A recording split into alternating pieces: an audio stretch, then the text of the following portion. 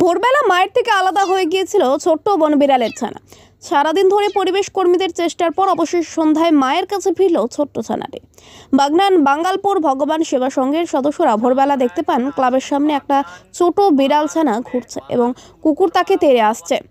ক্লাবের সদস্য শুভেন্দু দাস ছানাটিকে নিয়ে বাড়িতে নিয়ে যান এবং তিনি লক্ষ্য করেন এটি সাধারণ গৃহপালিত বিড়াল নয়।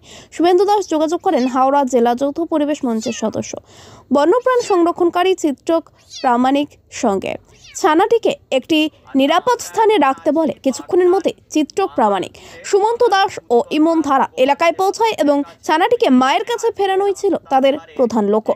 দীর্ঘক্ষণ খোঁজাখুঁজির পর তারা এলাকার বাসিন্দা মুক্ত বান্নান বাড়ি থেকে একটি জ্বালানি স্তূপে বনবিড়াল থাকার প্রমাণ পান, কিন্তু দিনের বেলা এই কাজ সম্ভব নয় এবং এলাকার মানুষের সাহায্য প্রয়োজন।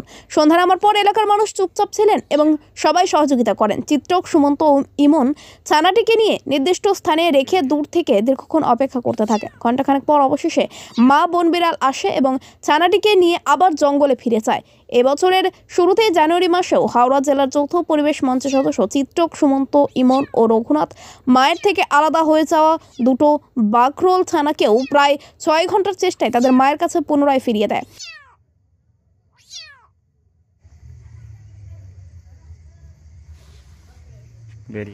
আচ্ছা, আমরা এখন আছি বাগনান বাঙ্গালপুর উত্তরপাড়া ভগবান সেবা সংঘের কাছে। তো এখানে আজকে রাস্তার ধারে একটি বনবিড়াল বা জাঙ্গেল ক্যাটের বাচ্চা এই ভগবান সেবা সংঘের সদস্যরা পায় এবং এখান থেকে শুভেন্দু দাস আমার সঙ্গে যোগাযোগ করে।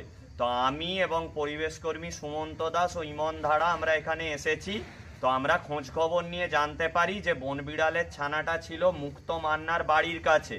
তো আমরা খোঁজাখুঁজির পর শুভেন্দু দাসের মাও এখানে আছেন, ওনার থেকে আমরা বনবিড়ালের ছানাটিকে নিই এবং মুক্তবাবুর বাড়ির যেখান থেকে বাচ্চাটিকে দেখা গিয়েছিল আমরা সেখানে পৌঁছাই এবং দীর্ঘক্ষণের চেষ্টায় আমি, সুমন্ত, ইমনদা বাচ্চাটিকে আবার পুনরায় তার মায়ের সঙ্গে রিউনাইট করিয়ে দিই।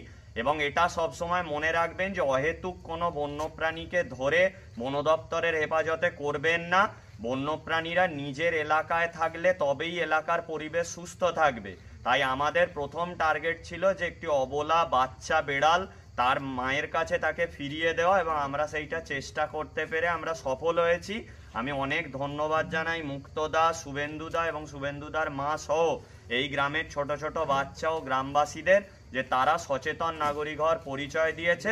সবাই পরিবেশ ও বন্যপ্রাণকে রক্ষা করুন এবং এই বন বেড়াল বা জাঙ্গেল ক্যাট প্রচুর ইঁদুর, বিষধর সাপকে কিন্তু এলাকার পরিবেশের ভারসাম্য রক্ষা করে। তাই এই সব বন্য বেড়ালদেরকে কিন্তু রক্ষা করুন।